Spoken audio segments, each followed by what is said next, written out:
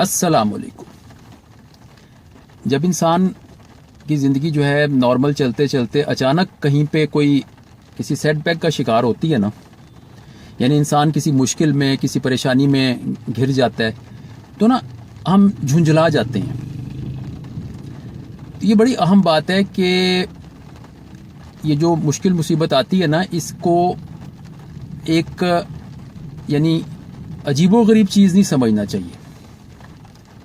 ہم بڑی نا ذہنی الجھن کا شکار ہو جاتے ہیں، پریشان رہنا شروع کر دیتے ہیں، اور وہ جو میں نے پہلے بات کہی ہے نا کہ ہمیں اریٹیشن ہونی شروع ہو جاتی ہے، سکپٹا جاتے ہیں اور ہم اچھا نہیں فیل کرتے۔ ہم کہتے ہیں کہ نہیں، یہ کیوں ہوا؟ کیونکہ اس میں ہوتا یہ ہے کہ ہم سمجھتے ہیں کہ اس سے پہلے جو ہماری زندگی بڑی زبردست اور آرام سے چل رہی تھی، ملائم چل رہی تھی نا، وہ ہمارا حق تھا، ہماری انٹائٹلمنٹ تھی، اور وہ ہمارا کمال تھا، وہ میری محنت تھی، میری پلاننگ تھی، میری سیٹنگ تھی، میری دور اندیشی تھی، اور اس طرح کی اور بہت سی باتیں۔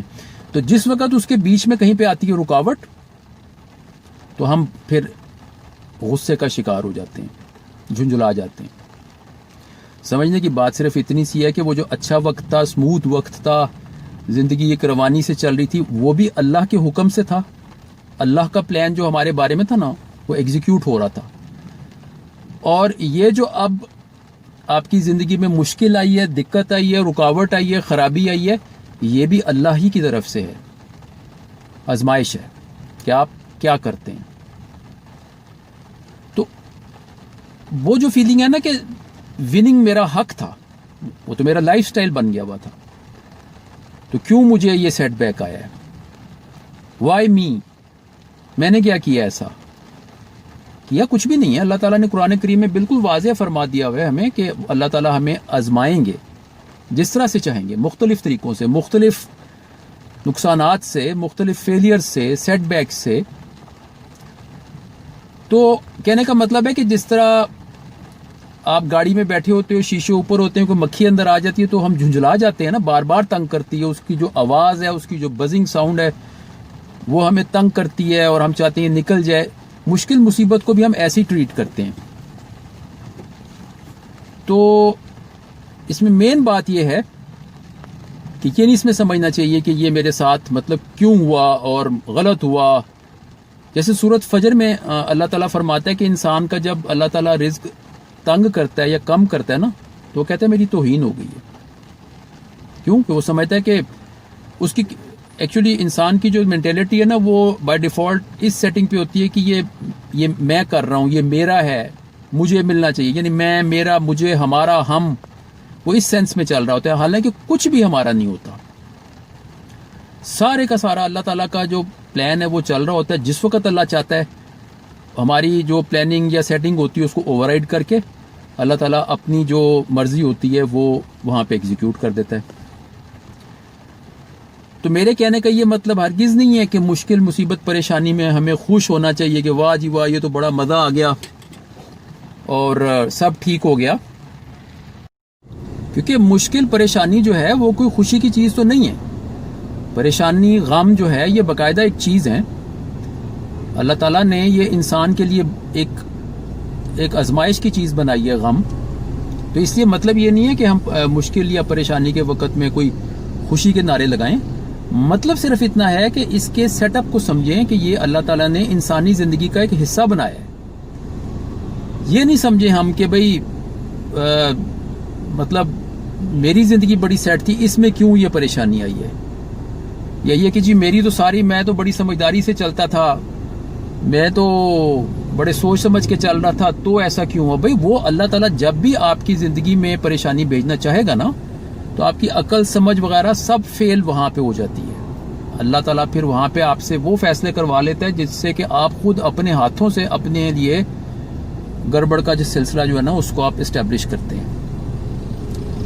تو یہ جو لوگ کہتے ہیں جی کہ آپ پریشان نہ ہوں، کوئی بات نہیں جی، ٹینشن نہ لیں، یا بعض بڑے فخر سے کہتے ہیں جی ہم تو ٹینشن نہیں لیتے، میری زندگی تو بڑی اچھی ہے۔ آپ پوچھو جی کیا حال ہے، آگے سے کہتے ہیں میں ٹھیک ہوں، مجھے کیا ہونا ہے۔ یہ بڑے غلط کلمات ہوتے ہیں۔ اگر آپ کو ٹینشن نہیں ہے یا آپ کو لگ رہا ہے کہ جی آپ کا سب کچھ ٹھیک جا رہا ہے تو یہ اللہ تعالیٰ کی مہربانی ہے. اللہ تعالیٰ نے آپ کو اس طرح سے آزما رہا ہے, اللہ تعالیٰ خیر سے آزما رہا ہے کہ اب یہ بندہ کیا کرتا ہے. تو اس لیے جب مشکل آ جائے نا تو اس میں ایک مین چیز ہے کہ اریٹیٹ نہیں ہونا, جھنجھلانا نہیں ہے, اس طرح سے پریشان نہیں ہونا کہ یہ آخر کیا ہوا. یہ سمجھ لینا چاہیے کہ یہ آپ کی زندگی کا ایک حصہ ہے, تو اللہ تعالیٰ اس کو بھی دور کر دے گا. کرنا کیا ہے, کریں آپ یہ کہ جو آپ بیسٹ کوشش کر سکتے ہیں اس مسئلے سے نمٹنے کے لیے, جو بھی وہ مسئلہ ہے اس میں سے آپ نمٹنے کے لیے جو بیسٹ پلاننگ, بیسٹ کوشش کر سکتے ہیں, بیسٹ سٹیپس لے سکتے ہیں, بھاگ دوڑ جو بھی کر سکتے ہیں وہ آپ کریں. ساتھ میں اللہ تعالیٰ سے دعا کریں اور پھر اللہ کے مقرر کیے ہوئے وقت کا انتظار کریں. یہ بھی ہمیں ہو جاتا ہے کہ ہم کہتے ہیں کہ اچھا اللہ میاں یہ تو آپ نے مجھے سدھارنے کے لیے ایک مشکل بھیجی تھی, لیکن اب دیکھیں اتنا عرصہ ہو گیا, اتنے دن مہینے ہو گئے ہیں, اتنے سال ہو گئے ہیں, اب آپ کو میں بتا رہا ہوں اللہ میاں جی کہ اب میں اچھا انسان بن گیا ہوں, اب آپ اس کو ٹھیک کر دیجئے. تو مطلب یہ بھی ایک چیز ہوتی ہے جو انسان کو سٹریس میں مبتلا کرتی ہے کہ یار اب میں اتنا بہتر انسان بن گیا ہوں, میں واقعی اب گناہ چھوڑنے کی, غلطیاں چھوڑنے کی کوشش کر رہا ہوں اور میں نے اپنے آپ کو کافی امپروو کیا اللہ کے فضل سے, تو پھر بھی اب مطلب اللہ کی مدد نہیں آ رہی. یا یہ کہ ٹائم وائز بندہ پریشان ہوتا ہے کہ اتنا عرصہ ہو گیا, اتنا عرصہ ہو گیا, اب میں کیا کروں گا. اس میں بھی یہی ہے کہ ہمیں اللہ کے پلان اور اللہ کی ٹائمنگ پہ بھروسہ کرنا ہے, انتظار کرنا ہے اللہ کی مدد کا, اللہ تعالیٰ سے دعا کرنی ہے, مدد مانگنی ہے.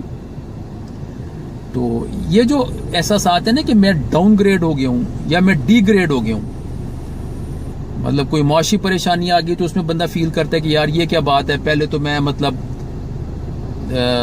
50 لاکھ روپے سال کا جو کما رہا تھا اس حساب سے زندگی گزار رہا تھا, اب مجھے اس سے آدھے سے بھی کم میں زندگی گزارنی پڑ گئی, تو یہ مجھے اب اپنے آپ کو ڈاؤن گریڈ کرنا پڑا ہے.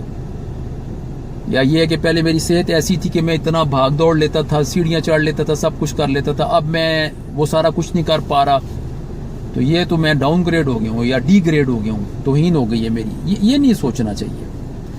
غم ایک ریئل چیز ہے, اسی لیے اللہ سبحانہ و تعالیٰ نے ہمیں اپنے انبیاء اکرام کے ذریعے سے غم کے دور کرنے کی جو دعائیں ہیں وہ سکھائی ہیں.